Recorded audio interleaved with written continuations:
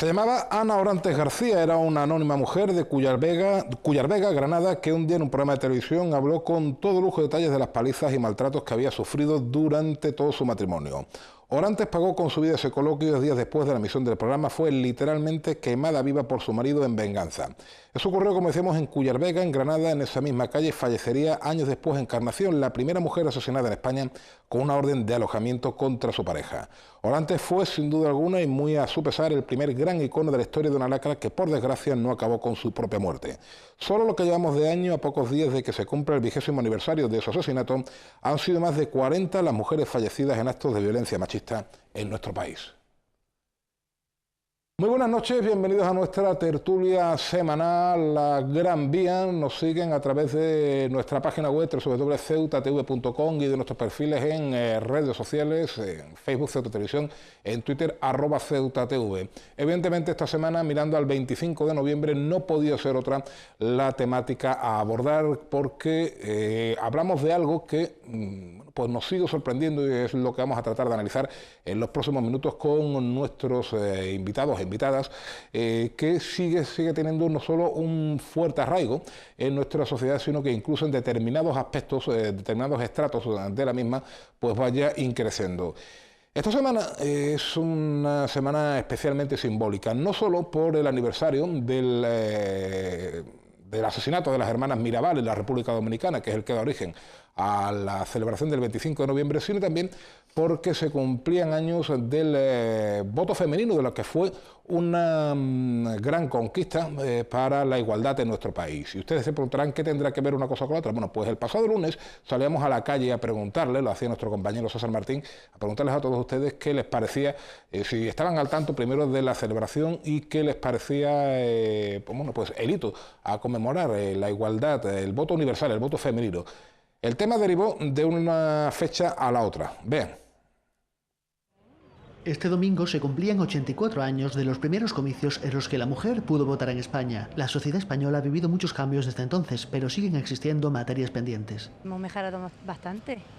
Ya las mujeres tenemos más, ¿sabes? En plan, podemos votar, podemos opinar, trabajamos, tenemos la misma igualdad que los hombres. Ha cambiado bastante, mucho. Creo que sí, pero todavía hace falta un poquito más de integración. No, porque tenemos que convencer y hacer llegar al pueblo que hasta que España no sea verdaderamente un Estado matriarcal, las mujeres siempre seguiremos en el mismo estatus. Preguntamos a los ceutíes por algunos aspectos como la inclusión de las mujeres en la vida política y las medidas para lograrlo. A mí las listas paritarias no me gustan. La que vale, sea hombre o sea mujer. Pero las listas de 50% mujer, 50% hombre, yo no soy partidaria de eso. Lo que hay igualdad y eso ya da lo mismo, ¿sabes? En plan, que no hay diferencia entre mujeres y hombres en los tiempos que estamos. Los encuestados aluden a situaciones como el juicio por la presunta violación grupal de los Sanfermines como muestras del machismo aún presente en la sociedad, aunque la mayoría de los preguntados considera que se trata de casos cada vez más minoritarios. Eso lo habrá toda la vida, cada uno tiene su opinión, pero eso lo habrá toda la vida. Está presente todavía, es bastante. Es mayoritariamente machista porque somos muy incultas y muy incultos. Yo creo que ya hay poco machismo. Yo creo que sí, que ya eso ha pasado ya hace años, ¿no? El machismo, y ya creo que sí que hay mucha más tolerancia, sí.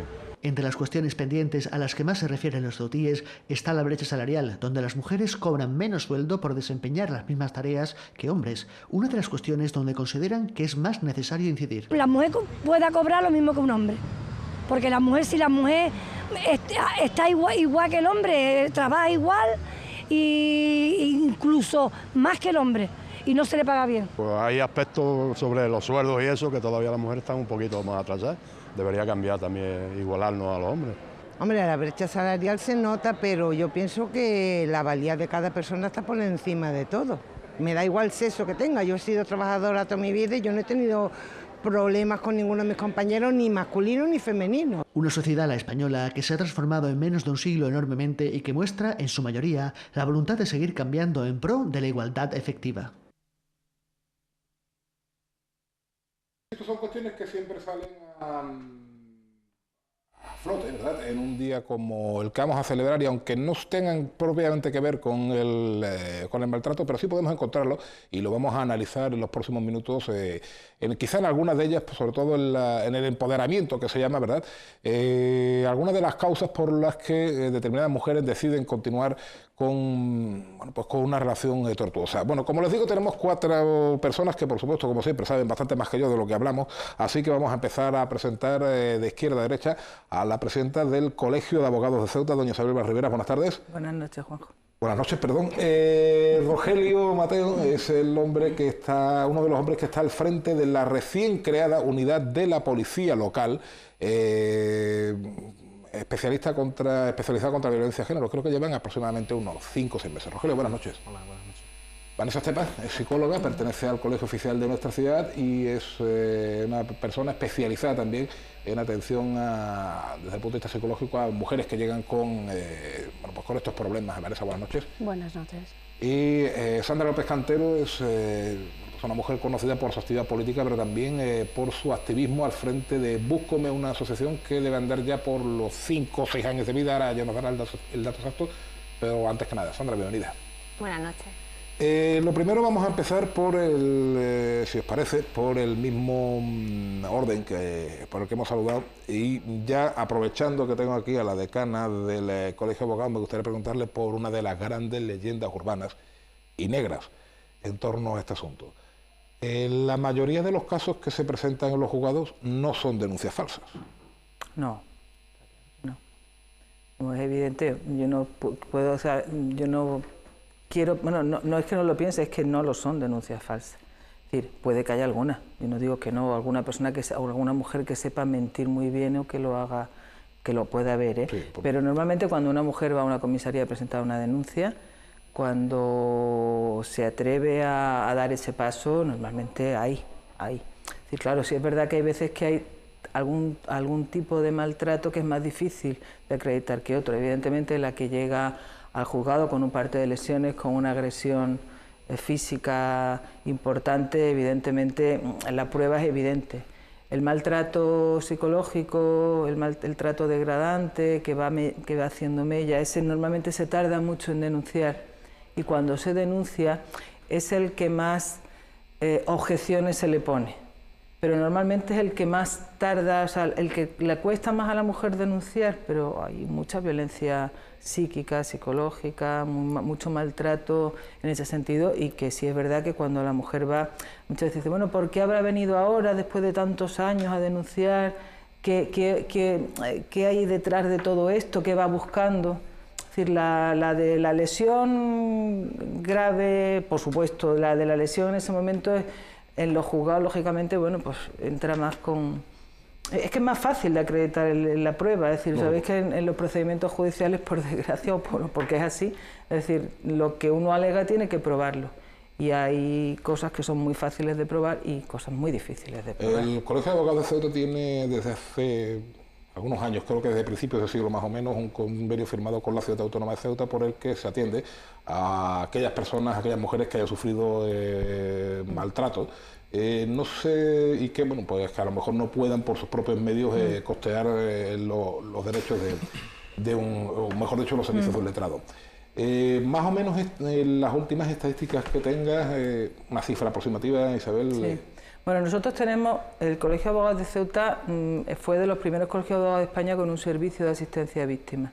No existía todavía al ser los servicios que estableció luego con posterioridad el Ministerio de Justicia, y con mucho tiempo antes de que se dictara la Ley Integral de Violencia. Ya en Ceuta, tanto el Centro Asesor a la Mujer como el Colegio de Abogados detectamos que era necesario prestar un servicio de asistencia jurídica, porque la víctima iba perdida. Cuando una mujer iba a denunciar no había servicio, y en Ceuta se estableció ese servicio. Además, para que la mujer, lo que algo luego se plasmó en la Ley Integral, que la mujer siempre tuviera el mismo asesoramiento jurídico. Nosotros ahora mismo convenio económico con el Centro Asesor no tenemos. Nosotros ya el asesoramiento que prestamos es a través del Servicio de Asistencia Jurídica Gratuita, por la Ley de Asistencia Jurídica Gratuita, que en las últimas reformas determinó que todas las víctimas de violencia de género tienen derecho a asistencia gratuita, tengan o no tengan recursos económicos. Entonces, nosotros prestamos ese servicio y colaboramos evidentemente con el Centro Asesor a la Mujer en todos aquellos aspectos. Y en cuanto al número de víctimas, Aproximadamente tenemos una media de 60, 70 víctimas anuales que tratamos, asistimos no solo desde el primer asesoramiento, sino también le llevamos todos los temas, porque normalmente un problema, o sea, una denuncia conlleva normalmente procesos de familia, bien sea de guardia y custodia de menores, divorcios, separaciones, otros procedimientos que puedan ser anejos porque la persona tenga problemas de conflictividad laboral como consecuencia de la violencia de género. Es decir, y es un solo letrado el que aglutina todos los procesos que lleva la víctima. Desde hace algunos meses la Policía Local de Ceuta tiene su propia unidad de atención a las víctimas de la violencia de género. Sabemos que el Cuerpo Nacional de Policía la tiene, sabemos que la Guardia Civil la tiene, sabemos que hay, bueno, pues cada día, afortunadamente porque cada día estamos concienciados, desgraciadamente porque siguen siendo necesarias, ¿verdad?, unidades en las distintas entidades públicas bueno, pues destinadas a atender a su manera, pero la Policía Local es la más reciente, creo que es, Rogelio, desde mayo, junio, cuando se constituyó. Oficialmente el traspaso el 24 de julio. El 24 de julio. O sea, llevamos 4 meses, o sea, trabajando allá. Y vosotros tenéis atribuido el seguimiento de los casos, a ver si lo tengo bien apuntado, de bajo riesgo y riesgo inadvertido. Y riesgo no apreciado. Y riesgo no apreciado. Esto es, bueno, pues el tecnicismo. ¿Qué diferencia un caso de bajo riesgo de un riesgo no apreciado? ¿Cuál es vuestro día a día, digámoslo así? Bueno, entre el bajo y el no apreciado hay diferencias, porque así lo establece la instrucción, ¿vale?, la 7/2016, que establece una serie de diferencias, pero bueno, básicamente se mueven en el mismo límite, ¿vale? La actuación nuestra, la actividad nuestra diaria es de asistencia, digamos, asesoramiento técnico policial a la víctima, a todas las que tenemos asignadas, y sobre todo coordinarnos con los distintos, digamos, estamentos y instituciones que colaboramos dentro de lo que es la protección a la víctima. Colaboramos con Policía Nacional estrechamente, colaboramos evidentemente con la oficina de coordinación de la delegación, con el Centro Asesor de la Mujer, Casa de Acogida, es decir, en ese elenco, digamos, de instituciones o dependencias relacionadas en el entorno de la víctima donde nos movemos nosotros. Pero de una manera muy gráfica y evidentemente sin dar datos, a lo mejor, sí, no pueden darse, ¿qué es una víctima de bajo riesgo o de riesgo no apreciado? ¿Cómo podríamos, el retrato robot? Ya que... Es difícil hacer un retrato robot. Yo te puedo aportar, digamos, porque entre el bajo y el no apreciado es similar. Hay 4 connotaciones, digamos, que se diferencian, pero donde puede entrar mayor, digamos, para que nos hagamos una idea, donde entra mayor rigor, mayor diferencia en lo que es, digamos, la protección de la víctima, son con los riesgos del medio, alto y extremo, en el cual se diferencia sobre todo en la protección, digamos, policial que se le da. Es decir, una víctima que entra con riesgo extremo tiene protección 24 horas, en 72 horas se le tiene que valorar, así sucesivamente. Nosotros con las víctimas de bajo y no apreciado hacemos una valoración a los 60 días. Es decir, una valoración que contempla dentro de esa valoración, digamos, entrevistas personales, contactos telefónicos con ella, asesoramiento o acompañamiento a sede judicial, etcétera. Y bueno, y cualquier tipo de asesoramiento de que le pueda a ella infundir su situación de seguridad, porque en definitiva lo que se trata, digamos, que la víctima se encuentre en un marco, en un círculo de seguridad jurídica desde el punto de vista de la víctima. Isabel Rivera apuntaba en su primera intervención algo que, bueno, pues es cierto que es elemento de debate, aquello de tantos años aguantando y ahora viene a denunciar. Bueno, pues creo que quizá entramos ya de lleno en el terreno de Vanessa Estepa. Vanessa, ¿qué puede pasar en una mujer para que en algún momento determinado, después de una cadena, digámoslo así, de malos tratos continuados, decida hasta que hemos llegado? Cuando es... no sé, la concatenación del día a día, ¿no? Sí, desde el punto de vista psicológico. Lo normal es que empiece a atar cabos o que alguien le empiece a decir que está sufriendo violencia de género o que llegue un momento en el que crea que su vida corre peligro. Porque una violencia psicológica es algo que es gotita a gotita, va colmando el vaso de agua y la mujer no se va dando cuenta. Pero de hecho, el ciclo de violencia lo que hace es que primero es violencia psicológica, después empieza a haber violencia física y al principio es un bofetón o un empujón, pero las cosas poco a poco se van agravando con el tiempo y a medida que van pasando los años. puede haber mujeres que nunca sean conscientes o que tarden muchos años en ser conscientes de que son víctimas de violencia de género. Sí, sí, porque la violencia psicológica pues va calando. Es como la gotita que va dando en una roca y la va haciendo lisa. Va calando y la mujer se va creyendo lo que el maltratador le va diciendo. Sandra, eres una mujer conocida, bueno, pues, como decíamos al principio, por su activismo.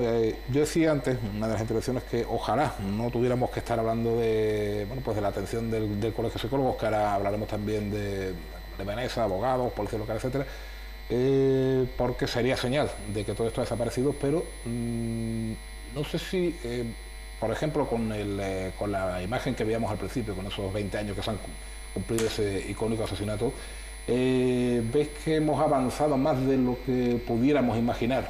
Por lo menos en cuanto a la protección a la víctima. Otra cosa es que, por desgracia, sigamos fracasando en tanto en cuanto haya un solo caso, ¿no? Hombre, avances ha existido. Eso nadie lo puede dudar, gracias al movimiento feminista, sobre todo a las mujeres que han luchado y que han pedido que los políticos pongan legislación, que legisle sobre la violencia machista. Entonces, desde que tenemos una ley hemos mejorado. Pero a la vista está que hemos mejorado, pero hemos fracasado todo el mundo. Es decir, han fracasado los políticos, hemos fracasado las asociaciones, los cuerpos de policía, los abogados, los psicólogos. Yo creo que la sociedad en sí, la educación, todo el mundo ha fracasado, porque entonces no seguirían habiendo asesinatos, no seguiría existiendo mujeres que son asesinadas. Entonces nos tenemos que reflexionar que en el vídeo que ha salido, ¿no?, que la gente decía que no había machismo. Claro que hay machismo, el machismo está latente en la sociedad desde que te levantas por la mañana hasta que te acuestas, y es un machismo tan normalizado y tan justificado que ni siquiera somos conscientes que existe. Y creo que todavía hemos mejorado, pero queda todo por hacer. Es decir, yo creo que estamos en el primer paso y queda bastante. Por eso ese pacto de Estado contra la violencia de género, con muchísimas medidas, con inversiones para que cada vez existan más recursos. Y como he tenido la oportunidad de tener la última palabra, sí me gustaría a lo mejor unas cuantas pinceladas, ¿no?, de los que han hecho los compañeros, ¿no?, y las compañeras, con respecto, porque además es importante, y me alegra mucho que ella, ¿no?, que diga que no existe denuncias falsas. Para mí es muy importante, ¿no?, que se diga que no existe, y que bueno, que es verdad que puede existir a lo mejor alguna mujer que haya denunciado, ¿no?, o falsamente, pero duele mucho, porque creo que es la única ley que se pone en duda. No hay ninguna legislación que se ponga en duda, y esta ley siempre se está poniendo en duda, ¿no? Y el hecho de que un maltratador o alguien que tenga una denuncia y que vaya a juicio y que salga absuelto no quiere decir que la mujer haya denunciado en falso. Quiere decir, como dice ella, que no ha habido pruebas. La solución de un caso de violencia de género no quiere decir que la denuncia haya sido falsa, sino que no ha habido índices o no ha habido indicios de que, porque en el ámbito privado, y es muy difícil, lo que decía, la violencia psicológica es muy difícil de demostrarlo, la violencia económica también, la presión social, la anulación, eso es muy difícil. La palabra, además siempre las mujeres estamos en duda, es que nunca se nos cree el caso de la violación, ¿no? Siempre se nos juzga a nosotros y a ellos no. Entonces, para que sea una denuncia falsa, ella tiene que ser condenada. Y las estadísticas ahí están y son muy poquitas. Entonces es importante que digamos que dejemos de decir que las mujeres denuncian para conseguir una casa, para conseguir tener la custodia, para conseguir un trabajo, dinero. Vamos a dejar de poner en duda, porque eso no ayuda, porque al final la mujer... Es que yo me encuentro muchos casos de mujeres que están contando su situación y ellas mismas ni siquiera se creen a ellas mismas, porque de la cara que están poniendo a la persona que se lo está contando, ella misma cree, y entonces dice, ¿y para qué voy a denunciar si no me creen? Y después, con respecto, y muy breve, con lo del tema de cosas que podríamos cambiar, con el tema del riesgo, ¿no?, la valoración, si es riesgo medio, ¿no?, grave, leve, si tiene una protección. 24 horas, y sé que si tiene una protección leve te llaman cada 30 días, cada 60, te pregunta cómo estás, si ha habido una infracción de la orden de alejamiento, a ellos también lo llaman, pero es que es tan difícil ponerse en la mente de un maltratador y saber hasta qué punto va a decir hasta aquí y voy a agredirte, porque a la vista está que en el último caso la mujer que ha sido asesinada y no tenía una alerta máxima de protección porque era medios. Entonces, ¿hasta qué punto hay que evaluar? Y termino con esto porque para mí la violencia machista, la violencia de género, para mí es terrorismo de género, y antes no se decía si el terrorista era leve, era medio, era grave, no era un terrorista y puntos. Entonces yo creo que lo de valorar hasta qué punto un maltrato es grave, es medio, o hasta qué punto la mujer debe de estar menos a salvo o no, creo que esa es una parte que deberíamos de cambiar. Bueno, creo que eso lo valora una instrucción que he mencionado antes, ¿no, Rogelio? Directamente del año 16, pero bueno, en cualquier caso, por alusiones. Bueno, evidentemente la seguridad 100% no existe en ningún ámbito, y mucho menos como lo estamos viendo en el tema de violencia de género. Que se podrían modificar los patrones, los ítems, los criterios de evaluación y adaptar, digamos, o hacer un poquito, digamos, que fuese más severo el resultado, digamos, en cuanto a la protección, que me imagino que eso te refiere, ¿no? De que los recursos son los que hay, tampoco son limitados, desafortunadamente son limitados. De hecho, digo, en la incorporación de la policía nuestra pues, es algo importante, hemos ganado algo, hemos ganado efectivo, hemos ganado a un grupo de trabajo que está implicado al 100% en esta labor, pero es lo que hay. Un policía detrás de cada víctima, yo creo que hoy es inviable por los recursos que hay, que a lo mejor la protección empieza también en la misma víctima, es la que tiene que garantizarse y asegurarse de que su condición de víctima y el riesgo en sí que conlleva, que muchas veces hay unos patrones, unos planes de seguridad, hay unas orientaciones sobre autoprotección que si las llevasen a cabo a lo mejor estaríamos hablando de que, oye, se podrían sentir un poquito más seguras. Pero pienso que hoy día es cuestión de escasez de recursos para que se pudiera llegar a lo que tú dices, digamos, que el paraguas fuese mucho más grande en cuanto a protección a la víctima. A mí me gustaría, tanto a Isabel como a Vanessa, preguntarles, bueno, pues la imagen en la que todos no la pueden imaginar, ¿no? Hay un caso de una mujer que ha sido agredida, pongamos que por primera vez por su pareja, y llega y se recurre tanto a psicólogos como abogados. Desde el punto de vista legal, Isabel, ¿cuáles son las primeras dudas que tiene ella? Entiendo que cada caso es un mundo, claro, y que en esto habrá... Hay unos patrones muy claros. También depende de la edad de la mujer y la situación familiar en la que se encuentra. No es lo mismo una chica joven, soltera, que tiene pareja o novio, que una señora ya que tiene hijos pequeños, que tiene hijos ya mayores. Es decir, la perspectiva que si trabaja, si no trabaja, es decir, que la situación en la que se encuentra una mujer que puede ser víctima de violencia de género puede ser muy diversa, pero sí hay un patrón. Primero, el esfuerzo que tiene que hacer para denunciar, que es un esfuerzo, es decir, desde un punto de vista, planteémonos nosotros mismos que no tienes que denunciar al padre de tus hijos, ¿no? Y poner ahí delante de una persona que es ajena y extraña a ti una serie de circunstancias o de hechos que han ocurrido dentro normalmente de la intimidad familiar. Entonces, lo primero que se encuentra, el patrón que nos encontramos, por lo menos los abogados, no sé los psicólogos, pero sí nos encontramos con una mujer que ha hecho un sobreesfuerzo por eso, pero que al mismo tiempo que ha hecho ese sobreesfuerzo empieza a plantearse todas las dudas si lo que ha hecho está bien hecho o no está bien hecho. Si verdaderamente lo tenía que hacer, porque ahora empieza a plantearse cuando el abogado le empieza a contar las consecuencias que trae lugar una denuncia, porque estamos obligados a decirle, bueno, y te preguntan, ¿y ahora qué va a pasar? Pues mira, ahora a tu marido, a tu pareja, va a ir la policía, lo va a buscar, lo va a detener, lo va a llevar a calabozos. No me digas que sí, se quedará en calabozos toda la noche, lo va a llevar mañana al juzgado, se someterá a un juicio y bueno, ¿y va a ir a prisión? Pues puede que a lo mejor vaya a prisión. Bueno, y si va a prisión, ¿qué hago yo para mantener a los niños? ¿Cómo mantengo mi casa? Si yo no trabajo, bueno, pues puedo derivarte a que vayas luego a los servicios sociales, que vayas al centro asesor, que te oriente, que te puedan meter en una medida. Pero claro, eso normalmente, claro, te digo, no es lo mismo una chica joven que no tiene esos problemas familiares que una madre de familia que a lo mejor no trabaja, es decir, que lo que se plantea, y después, bueno, eso te lo podrá explicar mejor Vanessa, pero ten en cuenta que normalmente una víctima de violencia de género es una mujer que no se valora a sí misma nada, que es totalmente dependiente normalmente del agresor, es decir, tanto económica como psicológicamente. Y muchas de ellas, por eso después les quitan credibilidad, muchas de ellas cuando llega el momento del juicio no quieren declarar en contra de ellos. Y eso es que es una excusa que la ley le permite, la excusa de parentesco que le permite a una víctima o cualquier perjudicado de un delito, la ley, y muchas, no una, sino una y dos y tres veces han ido a juicio y cuando llega el momento no han declarado en contra. Vanessa, entiendo que al margen de la respuesta de Isabel, la anulación como persona es una de las fases, digamos, comunes a todo tipo de maltrato. Sí, es lo que yo os estaba diciendo de violencia psicológica.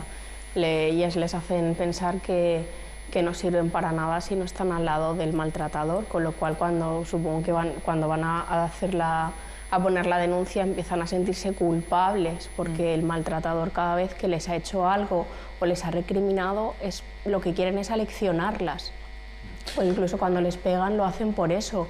Cuando hay como un arrepentimiento y estamos en el ciclo de la luna de miel, el maltratador lo que hace es ser amable, les da regalos, les trata bien, les habla bien durante un cierto tiempo para volverlas a llevárselas como al huerto, para que vuelvan otra vez con él. Volvamos a esa hipótesis. ¿Se os activa? No sé si vosotros tenéis el colegio de psicólogos. Bueno, actualmente no. Actualmente no. Bueno, en el caso de que se os llamara, tanto a través del colegio como a través de vuestras consultas privadas, para atender a una mujer que acaba de ser agredida, ¿cuál es el cuadro, el patrón general? Entendiendo que también cada caso es un mundo que podéis encontrar. Sí, Juanjo, a nivel de violencia de género no tenemos convenio, pero sí tenemos el convenio de emergencia, con lo cual ahí sí que nos podrían activar, no en concreto sobre violencia, pero sí.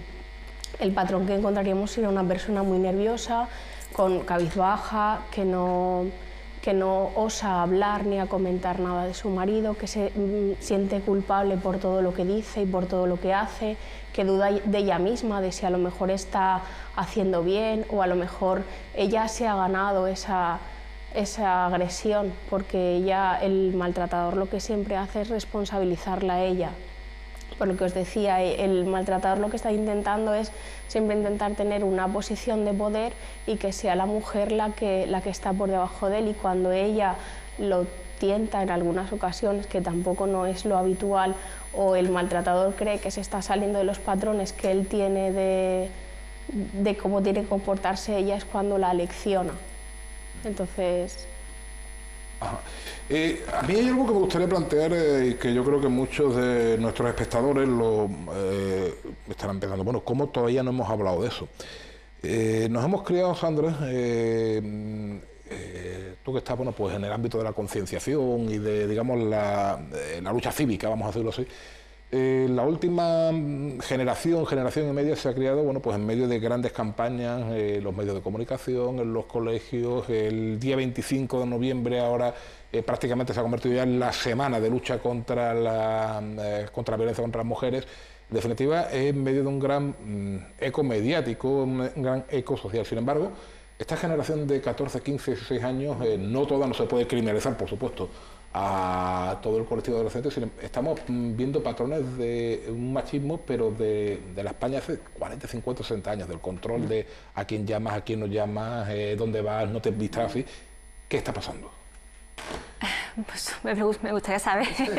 Claro, la pregunta es obligada, la respuesta yo creo que nos gustaría saber a todo el mundo qué es lo que está pasando, ¿no? Para que la juventud, ¿no? Las estadísticas estaban allí, ¿no? 1 de cada 3 jóvenes no ver normal que la violencia de género exista. Eso es un problema a tener en cuenta por los profesionales, que son los que estáis aquí, por vosotros, y yo a nivel reivindicativo, a nivel de asociación, yo creo que es igualdad, es educación. Lo que pasa es que a mí me da mucho coraje cuando todo el mundo la teoría se la sabe muy bien, y me da mucho coraje cuando esta semana, que ahora se celebra, ¿no?, el 25 de noviembre, es la semana de la violencia de género. Sí, digo la semana porque claro, antes pero que lleva razón, el mismo día, pero claro, ahora ya... lleva razón que a los que nos dedicamos, nos gusta o conocemos casos de violencia de género y estamos muy implicados, realmente nos da coraje que la mayoría de las personas estas semanas, cuando se conciencian de que existe el machismo, que existe la violencia de género y hay que concienciarse todos los días. Entonces, la educación es muy importante para acabar con la violencia de género, porque al final la violencia de género, o el que pega, el que maltrata, es el extremo. O sea, la base es la igualdad y la desigualdad. O sea, el hombre lo que quiere es controlar a la mujer, y si con la mirada le es suficiente, no vaya más, porque ya con la mirada te estoy controlando. En la juventud pasa lo mismo, y sobre todo con el tema de los WhatsApp ahora, eso de que el WhatsApp sabes en la línea, en el momento, en la hora en que está conectado, ¿no? Y eso es terrorífico para las mujeres. Y entonces lo que te iba a decir, que me da mucho coraje, es que todo el mundo dice que la educación es la base para acabar con la violencia de género, pero yo, que soy maestra, ¿no? Y directora de un colegio, ¿dónde están las herramientas a los profesionales de la educación? Tú hablabas de los recursos, ¿no? Pues igual, ¿no? ¿Dónde están las asignaturas esas para trabajar la igualdad? Porque no existe en un colegio. Sí.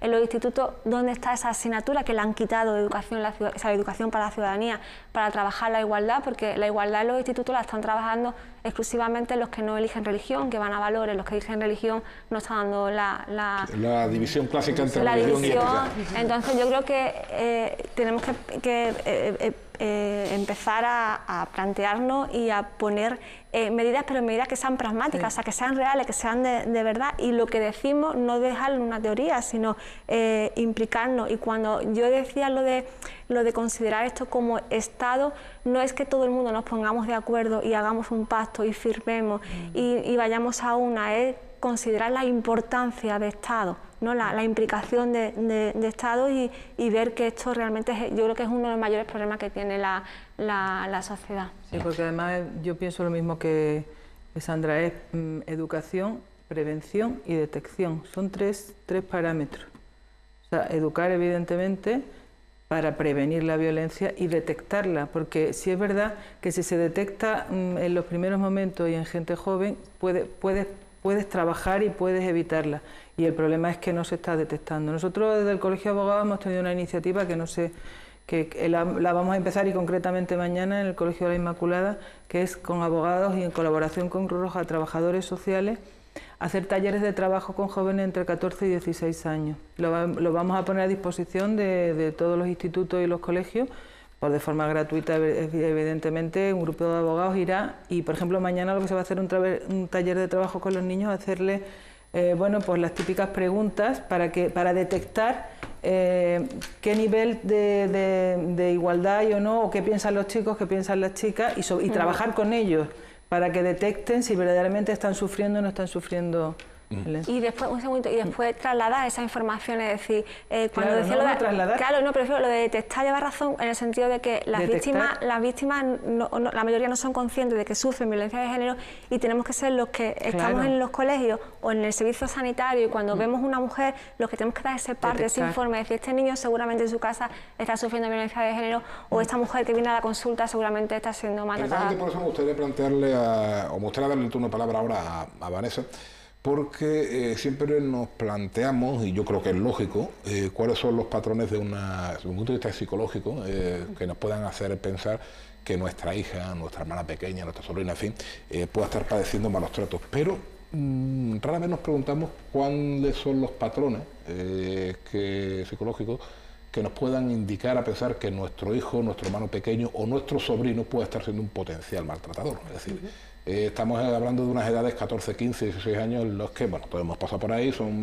todos somos un mar de dudas, etcétera, pero de esa pasión, de esa,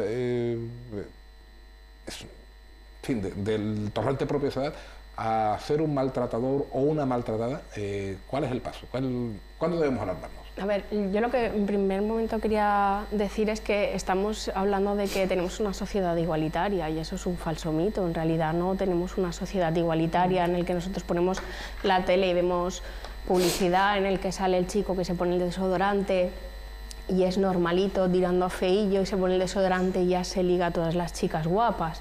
O cuando ponemos realities en la tele que se ven verdaderas burradas.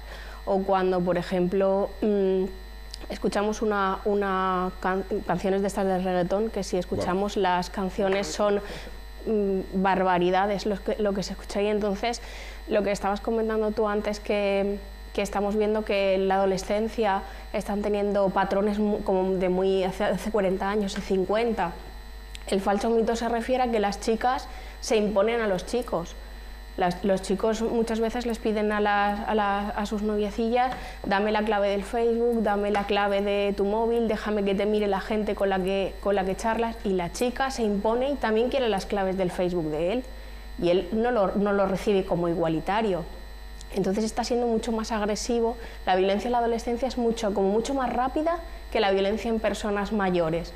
Lo que en años pasa en personas mayores, en semanas pasa en adolescentes. Pasamos de violencia psicológica rápidamente a la física, y de la física pasamos a la sexual. Entonces el tema es que va todo como muy rápido, va excesivamente rápido. Y por lo que decías, los perfiles que podemos encontrar en los chicos son gente muy controladora. De hecho, hay programas de georradar, creo que se llaman, que controla exactamente en el WhatsApp la situación de la chica, duplican las tarjetas de las novias para saber con quién habla, con qué aplicaciones se mete, o sea, cosas que a nivel de identidad, los adolescentes ahora trabajan con la identidad digital y se las secuestran, incluso las chantajean con subir fotos un poco a lo mejor íntimas o que se han enviado entre ellos para que la demás gente las vea. Entonces estamos hablando de una violencia diferente a la de una persona más mayor, con sus ventajas y sus desventajas. Ventajas pueden ser, por ejemplo, que cortan y dejan esa relación, pero también que recaen con más facilidad. Por lo que estaba diciendo, no es lo mismo una violencia que sea un adolescente que es su primer novio, que lo deja y no lo vuelve a ver, que una persona que esté casada, que tenga hijos, que no tenga trabajo. Son violencias diferentes. El chico normalmente pues es más posesivo, normalmente la familia puede detectar que él sale con sus amigos y a lo mejor le pueden preguntar: ¿y tu novia sale con tus amigas? La novia no va a salir nunca con sus amigos, porque él ya se encarga de decirle: tus amigas no te apoyan, tus amigas te tratan mal, mira, no te consideran, porque lo que quiere es intentar que su red social vaya en decreciendo. Entonces él sigue teniendo su grupo de amigos y sigue saliendo y sigue entrando, pero su novia no, su novia lo espera en la casa o su novia solo sale con él. En cambio la chica podemos notar pues que duerme más y no por eso es vaga ni nada de eso, simplemente pues a lo mejor está empezando a deprimirse un poco, tiene más ansiedad, con lo cual puede que esté más irascible. En los momentos en que la violencia de género aumenta, pues la chica puede que esté más irascible. Ahora, en adolescentes, por ejemplo, las chicas empiezan a engordar, porque los chicos obligan a que las chicas coman cosas con muchas calorías para que engorden y quitarlas un poco del mercado y que sean solo de ellas y otros chicos no las miren. Entonces, claro, estamos viendo una violencia a nivel sexual, utilizan pornografía que no se asemeja a las relaciones sexuales que tienen. Es una pornografía donde se utiliza muchísimo la violencia, donde no hay un consentimiento en esas relaciones, y eso lo intentan utilizar con sus novias. Primeras relaciones en las que si no hago esto, que es lo que me pide mi novio, se va a ir con otra. Rogelio, ha mencionado Vanessa lo del georradar para localizar por WhatsApp. ¿Esto lo tenemos o se lo hemos pedido los Reyes Magos? Vamos a... en la policía local de Ceuta, digo. Nosotros en los gastos de las manos. Lo que es, digamos, a lo que se refiere, bueno, sí que es cierto que hay algunos tipos de aplicaciones, digamos, para bloquear en temas de redes sociales y eso, que hay también unos mecanismos para contrarrestar lo que estoy diciendo. Desde el punto de vista policial, evidentemente, todo lo que sea de ese tipo hay que proceder a la denuncia. Bien detectada, si es menor de edad, detectada por el entorno, ya sea escolar o docente o en el ámbito familiar, o policialmente, que lo haga directamente a un agente. Pero desde el punto de vista policial, claro, vosotros lleváis poco tiempo, estáis en pañales, como se suele decir, de una manera muy gráfica, en comparación, por ejemplo, bueno, pues con otras unidades de cuerpos de seguridad. ¿De qué tipo de aparataje técnico disponéis ahora mismo? Técnicamente nosotros no investigamos. O sea, no podéis controlar que exactamente aquello que sea del maltratador se acerca nosotros, digamos, actuamos a posteriori, una vez que la víctima ha entrado ya, digamos, de lo que es la protección integral. Nosotros formamos parte del engranaje. Lo que corresponde a la investigación sería lo que es la Policía Nacional, UFAN Investigación. Ellos investigan ya lo que es, digamos, la recepción de los mensajes, cómo ha podido, digamos, proceder, digamos, el maltratador, el presunto maltratador, a llevar a cabo sus acciones respecto a la víctima. Una pregunta que yo creo que no solo debe responder Vanessa, porque aunque vamos a hablar un poco también de psicología, pero también de jurisprudencia. Es decir, Isabel, la mayoría de los casos de los maltratadores, que creo que también es importante analizar el perfil de ellos, no sé si hablamos también de alguna conducta repetida en el seno del hogar y bueno, pues que también otra de las grandes leyendas, ¿no? Esto solo pasa en las capas más bajas de la sociedad económicamente hablando. No, esto ocurre por desgracia en todos los estratos de la sociedad. Sí, ¿no? No tiene nada que ver que la familia o la persona sea de un nivel económico, un estrato social económico más bajo, no tiene nada que ver, eso se da en todas las capas sociales. Se da curiosamente en todas las edades y en todas las capas sociales. Es decir, no hay un parámetro fijo, es decir, hay machismo. O sea, hay control del varón sobre la mujer, es lo que hay, es decir, son conductas totalmente machistas, que algunas son más violentas, más agresivas, otras son más civilinas, es decir, es un control pues más psicológico, el control del dinero, el control de no tengas amistades, pues tu madre que mejor no venga a casa, tu familia, aislarla, es decir, aislarla del contorno para que sea solo de él, es decir, es un poder del hombre sobre la mujer, y da igual la edad que tenga y da igual la capa social a la que pertenezca, y a la profesión, las hay de todo tipo de profesiones y de todo tipo, y además de todo tipo de culturas, y razas, es decir, no es algo, yo esta mañana oyendo Radio Nacional me he quedado muerta, porque donde las estadísticas que se han hecho hoy precisamente en Europa, en los sitios donde más agresiones sexuales hay en Suecia, seguido de Inglaterra. Es decir, dos países que se supone que son la creme de la creme. Que son la creme de la creme, ¿no? Y curiosamente España estaba por debajo de la media, es decir, que estamos muchas menos agresiones. Llevamos, los datos me los decía Radio Nacional, llevan el coche esta mañana para casa y yo me he quedado francamente helada, de la cantidad de agresiones sexuales que hay en países pues ricos, con un nivel económico alto, un nivel cultural y social alto, donde se supone que la educación en Suecia es tan buena. ¿Qué es lo que está pasando? La verdad es, como tú decías, Sandra, la verdad es que el problema es que ¿por qué está pasando esto ahora? ¿Por qué la sociedad es cada vez más agresiva? Pero en todo, hasta a nivel sexual, ¿no? Yo creo que el sexo actualmente se ha desvirtuado, deja de ser humano, está dejando de ser humano, está siendo animal. Es decir, es que si estáis viendo hay películas que después nos favorecen, como 50 sombras de Grey. Claro, es verdad, o sea, el sexo entre humanos parece que está desapareciendo, es decir, ya tiene que ser todo violencia, agresividad. Claro, eso se está transmitiendo a la sociedad de una forma. En la época mía, que yo ya soy bastante mayorcita, pues te hablaban de amor igual sexo, sexo igual amor, es decir, bueno, dentro de un contexto de ser humano. La persona que quieres, Claro, sí, claro, y practícalo con libertad, con todo lo que tú quieras, pero dentro de un contexto de ser humano. Y es que ahora lo que se está viendo, y bueno, y después del juicio que estamos viendo de Navarra, es que eso es tremendo. Es tremendo, ¿no? Es tremendo. Es decir, ¿cómo se puede decir que una mujer pueda consentir de hacer con 5 hombres, bueno, brutalmente? Es decir, ¿quién mujer puede dar el consentimiento a eso? Es que no creo que nadie, salvo que fuera una disminuida psíquica, con lo cual ya sería más grave todavía, ¿no? Es decir, y un matiz con respecto a lo que ha dicho, y ya está, es por el tema del perfil. Es muy importante eso porque es machismo, o sea, para que haya maltrato tiene que haber un hombre, tiene que haber una mujer, tiene que haber control, desigualdad, y machismo con respecto al perfil del hombre o de la mujer. Sí es verdad que como una de las características de la mujer es lo que ha dicho la psicóloga, pero hay que tener mucho cuidado por lo que ha pasado ahora mismo con el caso de La Manada. Parece como que la víctima tiene que sufrir, tiene que llorar, tiene que estar cohibida, sin salir en la casa, reprimida, como que una mujer con carácter, con personalidad, independiente, con autonomía, con echar más para adelante, no puede ser víctima, ¿no? Y una mujer que, habiendo denunciado, rehace su vida o planta cara y sale exuberante, ¿no?, por la sociedad, ya como que no cumple el perfil de víctima, ¿no? Se le pone en duda, entonces es importante eso. Es lo que yo estaba comentando de la falsa igualdad, que las mujeres nos creemos que tenemos igualdad y echamos para adelante, queremos seguir con nuestra vida y siguen haciendo cosas, y el hombre eso no lo ve como bueno ahora en la adolescencia. Entonces, por eso hay mucha más violencia. Además, entre los iguales hay veces que se gritan o se insultan entre ellos en pandilla y los iguales lo corroboran y les parece bien. Entonces, habría que ver que hay cosas que no se pueden permitir. Es una violencia que está saliendo a la calle, no es una violencia como decía Isabel, que está dentro de la casa, que no se ve. Ahora la violencia entre adolescentes se ve justo en el patio o en un parque.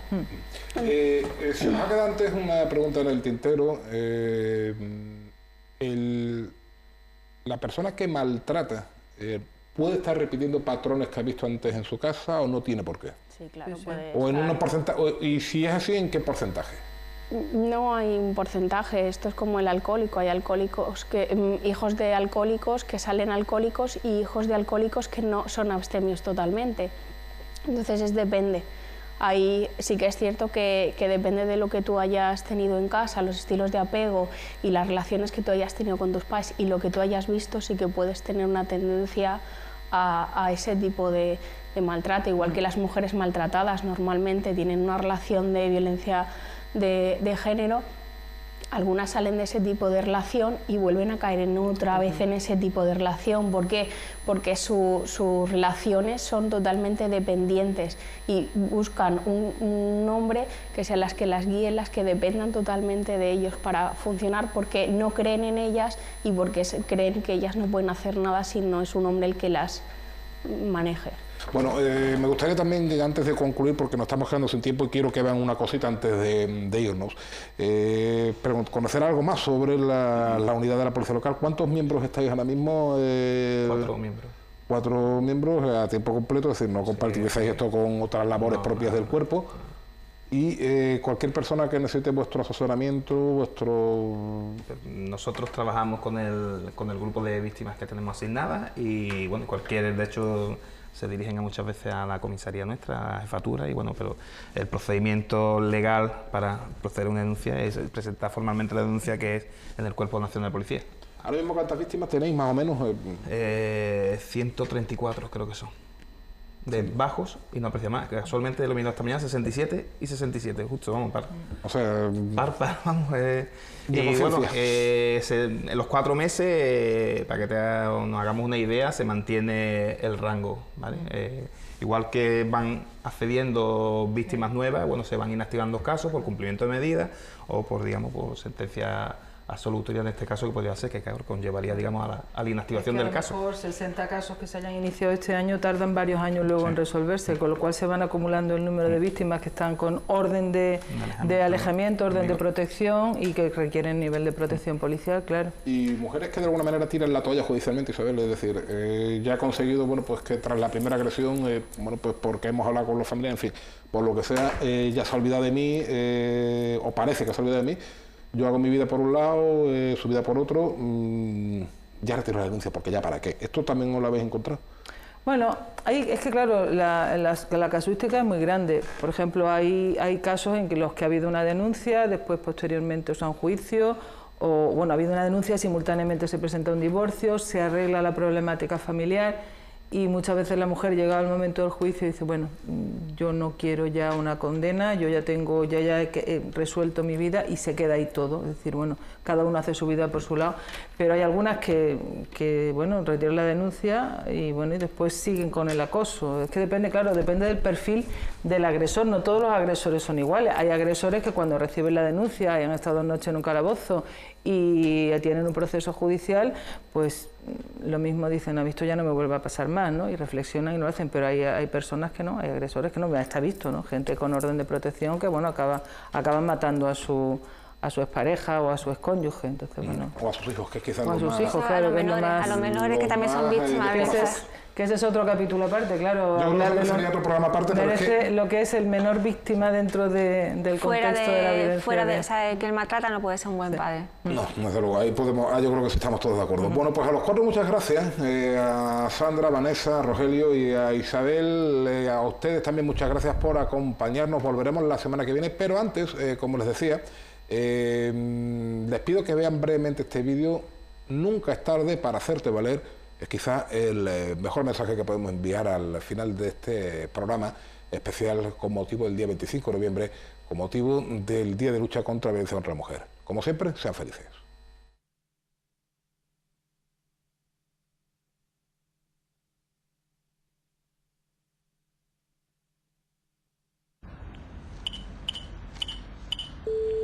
...016, buenas noches, ¿en qué puedo ayudarla? Eso es.